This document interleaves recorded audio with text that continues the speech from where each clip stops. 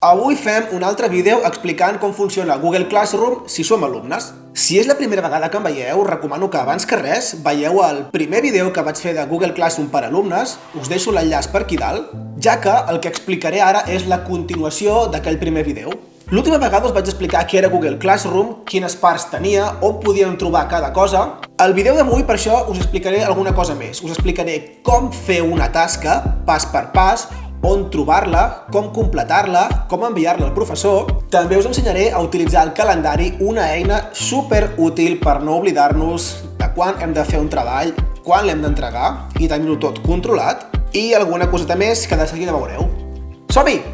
L'últim dia vam repassar i vam veure què és el tauler d'activitat, que és el lloc on tenim la informació i podem interactuar amb els companys, la zona del treball de classe, que és on veurem tots els treballs que hem fet i que tenim pendents de fer, i la zona de les persones, on podem veure els companys, els professors i interactuar-hi també. Abans d'anar a fer els treballs, fixeu-vos en aquest quadrat que ens diu que la data de venciment és demà de l'activitat de comprensió oral de vídeos. Clicant aquí accediríem directament a l'activitat. Ens avisa també que abans de dimecres hem d'entregar l'activitat, quin nom voleu que tingui. Clicant aquí accedim directament a l'activitat. Ara bé, l'habitual és anar a la zona de treball de classe i aquí veure totes les activitats que tenim ordenades per temes. Fixeu-vos que si obrim el calendari de Google, que vindria a ser l'equivalent a la nostra agenda, veiem que avui som dissabte 3, però demà, diumenge 4, hem d'entregar la tasca de comprensió oral de vídeos. Mira el vídeo i contesta les preguntes, clicant aquí accedim directament a l'activitat,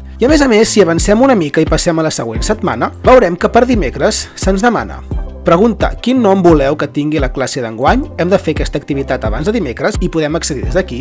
I per diumenge que ve hem de fer la tasca de tigres i cavalls i podem accedir clicant-hi aquí. Hem entrat directament a l'activitat. Veiem que aquí ens demana mira el vídeo i respon les preguntes. Clicant aquí podem veure el vídeo.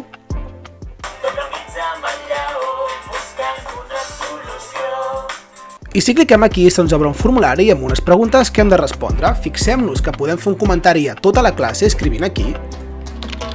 Clicant aquí l'enviem. Tots els alumnes veuran aquest comentari i si volem fer un comentari privat al professor el podem fer a través des d'aquí. És importantíssim que un cop haguem vist el vídeo, haguem respost les preguntes i haguem ficat els comentaris si és que els volem posar, marquem l'activitat com a feta, clicant aquí.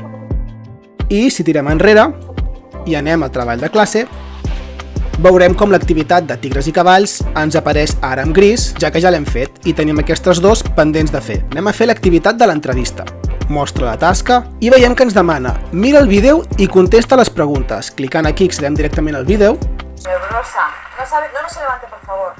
No sabe...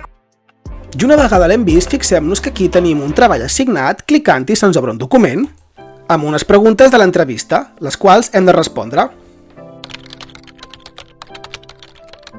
Una vegada hem contestat les preguntes, simplement hem de tancar el document, ja que tots els canvis s'han desat. Podem tancar el document. Podem afegir un comentari públic a l'aula. Veiem que l'alumne 1 va ficar m'ha agradat molt l'activitat. Podem afegir un comentari privat al professor i un cop ho hem fet, dir-li entregar. Fantàstic, ja hem entregat l'activitat. Tornem enrere, tornem a treball de classe.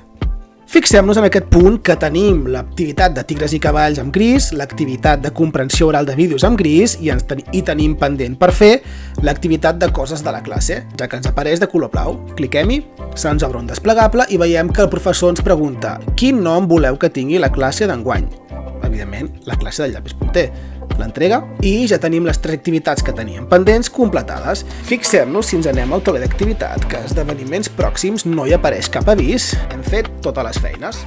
Bé, doncs ja heu vist altra vegada que Google Classroom realment és com una aula presencial que ens trobem quan entrem a l'escola, però aquest cop la tenim virtual. Moltes de les coses que fem a l'escola presencialment les podem seguir fent virtualment. Com sempre us dic, si teniu qualsevol dubte em podeu contactar a través de les xarxes socials de Llapis Punter, em podeu deixar un comentari, feu arribar aquest vídeo a tothom que creieu que pugui estar interessat, companyes i companys, altres famílies. Us agrairé molt que em poseu un like al vídeo. Això farà que arribi més gent perquè YouTube sap que és un vídeo interessant.